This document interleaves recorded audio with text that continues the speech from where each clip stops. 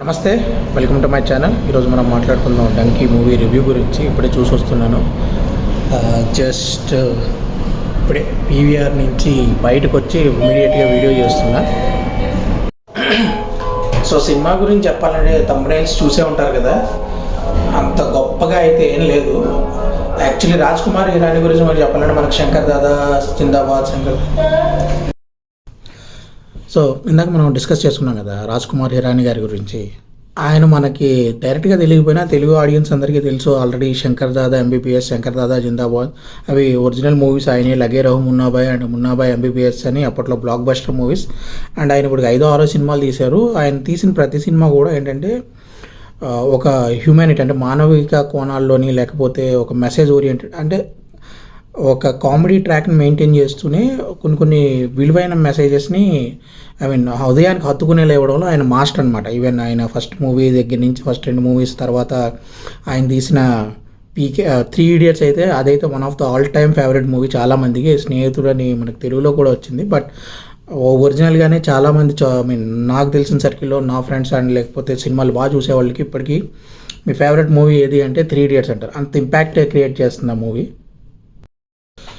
సరే, ఇంకా దాని తర్వాత ఆయన తీసిన పీకే మూవీ కొంచెం అది కూడా ఎంటర్టైన్మెంట్గానే ఉంటుంది, అమెరికన్ ఇమేజ్ తగ్గట్టుగానే. కానీ కొంచెం హిందూ దేవుళ్ళ గురించి ఆయన చేసిన కొన్ని తీసిన సన్నివేశాలు కానీ, లేకపోతే ఒకే మతాన్ని టార్గెట్ చేయడం వల్ల కానీ, ఆ మూవీ అయితే అప్పట్లో 700 crores టాప్ మూవీ కింద ఉంది, కానీ విమర్శలు ఎక్కువ ఎదుర్కొంది. ఆ తర్వాత వచ్చిన సంజు కూడా సేమ్ టు సేమ్ పత్రిక గురించి ఆయన కొంచెం ఓవర్ ఎగ్జాటరేట్ చేసి తీశాడు. ఒక క్రిమినల్ స్టోరీని ఒక మానవతావాదిగా తీశాడు అని కొన్ని విమర్శలు వచ్చాయి. బట్ దాని తర్వాత ఆయన ఏమనుకున్నాడు ఏంటో కానీ ఇప్పుడు ఈ డంకీ మూవీ గురించి చెప్పాలంటే ఆయన పాత మూవీస్ అన్నింటిలో కంపేర్ చేసుకుంటే ఇది ఒక 20% కూడా మ్యాచ్ కాదని నాకైతే అనిపించింది. ఎందుకంటే తీసుకున్నది ఒక పేలవమైన సబ్జెక్ట్, అది ఇమిగ్రేషన్స్ గురించి. మీ ఇంట్లోకి ఎవడైనా ఒకప్పుడు ఎలా ఉండదో తెలియదు, ఇప్పుడు ఎవడైనా సరే మీ ఇంట్లోకి పేదవాడని మీరు రిచ్గా ఉన్నారని బలవంతంగా వచ్చి కూర్చోవాలంటే మీరు ఒప్పుకుంటారా? అది ఇండియా ఒకవేళ ఇండియా నెక్స్ట్ రిచ్ కంట్రీ అయినప్పుడు వేరే పేద దేశాల నుంచి వచ్చి మేము ఇక్కడ ఉపాధి కోసం ఉంటామంటే ఒప్పుకోదు. ఓన్లీ మన రాజకీయ నాయకులు అయితే ఓట్ల కోసం అక్కడ ఏం రోహింగ్యా లాంటి ముస్లిమ్స్ని ఇలాంటి వాళ్ళని బాగా ఎంకరేజ్ చేస్తుంటారు, వాళ్ళకి ఆధార్ కార్డులు ఇచ్చి ఇలాంటి. కానీ అది రియలిస్టిక్గా జరిగితే మన సెక్యూరిటీకే భంగం కదా. అది మన ఇండియాయే కాదు, ఏ కంట్రీ అయినా సరే.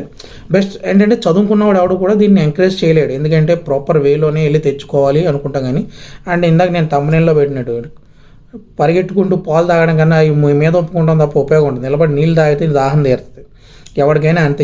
ఎవడ ఉన్నాడో ఆ సమస్య ఎక్కడ ఉందో ఆ మూలాల్లోకి వెళ్ళి అక్కడి నుంచే పరిష్కారం తెచ్చుకోవాలి తప్ప ఎక్కడికో ఏదో ఉట్టికి ఎగరలేనమ్మ ఆకాశానికి ఎగిరింది అన్నట్టు వెళ్ళిపోయి వేరే వాళ్ళ మీద పడిపోయి దాన్ని మనం ఎంకరేజ్ చేయాలి. దానికి ఒక మార్గాలు ఉన్నాయి, ఆ మార్గాలు ఎంత కష్టంగా ఉంటాయి, ఎంత కష్టపడ్డారు కాబట్టి వాళ్ళకి వీసాలు ఇచ్చేద్దాం. టెర్రరిస్టులు కూడా బాగానే కష్టపడతారు, చిన్నప్పటి నుంచి ఆ ట్రైనింగ్లు ఇవన్నీ. మనం కూడా దేశాన్ని అప్పగించే వాళ్ళకి కాదు కదా, ఎవడి కష్టం ఆడిది. అలా అని ముందు మనం చూసుకోవాల్సింది ఏమంటే తప్పు రైటు.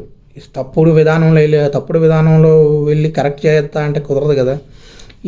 అండ్ ఓవరాల్గా షారుఖ్ ఖాన్ ఓకే, తాప్సీ పన్ను కూడా ఇంకో హీరోలా అనిపించింది తప్ప ఏ యాంగిల్లోని నాకు ఎందుకో హీరోయిన్ మెటీరియల్ ఏదో కనిపించలేదు మూవీలో.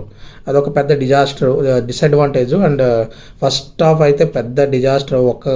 2-3 కామెడీ సీన్లకి మనం నవ్వుకుంటామేమో తప్ప ఎప్పుడైపోద్దిరా బాబు అన్నట్టే ఉంటుంది ఫస్ట్ హాఫ్ అంతా. దాని తర్వాత విక్కీ కౌశల్ని ఎందుకు పెట్టాడో పాపం, అంత పెద్ద స్టార్ని పెట్టుకుని ఒక పేలవైన క్యారెక్టర్. రాజ్ కుమార్ ఇరానీ రైటింగ్లో కూడా అంత మార్క్ లేదు, అక్కడక్కడ 2-3 బొమ్మన్ ఇరానీ బొమ్మన్ ఇరానీని పెట్టుకున్నాడు. ఎందుకు పెట్టుకున్నాడో అర్థం లేదు, అసలు ఏం తీసాడో అసలు ఏం తెలియదు. ఫస్ట్ హాఫ్ అంతా తీసేస్తాడు. అండ్ సెకండ్ హాఫ్లో ఒక పాయింట్ స్టార్ట్ అయిన తర్వాత హీరో తన ప్రేమ కోసం హీరోయిన్ ఎలాగైనా తన ఆశయం ఆయనకి తీసుకెళ్ళాలి అని చేసే ప్రయత్నాలు మనకి అక్కడక్కడ ఏదో స్లోగానే, సెకండ్ హాఫ్ కూడా స్లోగానే ఉంటుంది, కానీ కొంచెం ఫస్ట్ హాఫ్ మీద బెటర్ అనిపిస్తుంది అంతే. అండ్ క్లైమాక్స్కి వచ్చేటప్పటికి ఆ ప్రేమ కథ, వ్యవహారం ఇవన్నీ కూడా ఎందుకంటే బేసిక్గా మనం ఎంతో అద్భుతంగా కూర వండేసాం, అన్నీ ఉన్నాయి, అన్నీ వేసాం, అన్నీ బాగా ఉడకబెట్టాం, అంతా చేసాం. కూరలో ఉప్పు వేయడం మర్చిపోయాం అనుకోండి, లేదమ్మా మెయిన్గా ఎలా ఉంటుంది, అలాగే చప్పిడి కూర తింటే ఎలా ఉంటుంది అలాగే అనిపిస్తుంది మనకి సినిమా ఫైనల్గా చెప్పాలంటే. నేనైతే ఈ మూవీకి 2.5 స్టార్స్ ఇస్తాను. అంతకన్నా తక్కువే వచ్చు, బట్ కొంచెం కామెడీ వర్కౌట్ అయింది కాబట్టి 2.5 అయినా ఇద్దాం అనుకుంటున్నాను. సో షారుఖ్ ఖాన్ ఇయర్ని బాగానే స్టార్ట్ చేశారు, కానీ ఎండింగ్ మాత్రం కొంచెం డిసప్పాయింట్ చేశాడనే చెప్పాలి ఈ మూవీతో. అండ్ రాజ్ కుమార్ ఇరానీ అయితే, రాజ్ కుమార్ ఇరానీ మూవీస్ లవర్స్ ఎవరైనా ఉన్నారంటే దయచేసి ఈ మూవీకి మాత్రం చూడకండి. మీకు ఆయన మీద ఉన్న కొద్ది ఒపీనియన్ తారుమారు అయ్యే అవకాశాలు చాలా ఎక్కువ, ఎందుకంటే రాజ్ కుమార్ ఇరానీ నుంచి ఇది మనం ఎక్స్పెక్ట్ చేయం. చాలా పెద్ద డిజాస్టర్ ఇది.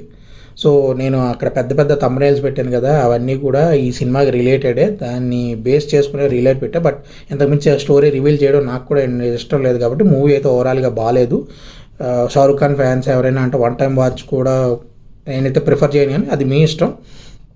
అండ్ రాజ్ కుమార్ ఇరానీ ఫ్యాన్స్ అయితే దయచేసి ఈ మూవీ చూడకండి, ఎందుకంటే ఆయన మీద ఉన్న ఇది తగ్గకపోతే ఆ ఫీలింగ్ని అలాగే ఉంచుకోవాలంటే ఈ మూవీని చూడకుండా మేబీ నెక్స్ట్ మూవీస్ అయినా ఆయన బెటర్గా తీస్తాడని కోరుకుంటూ సెలవు తీసుకుంటున్నాను. ధన్యవాదాలు. బాయ్.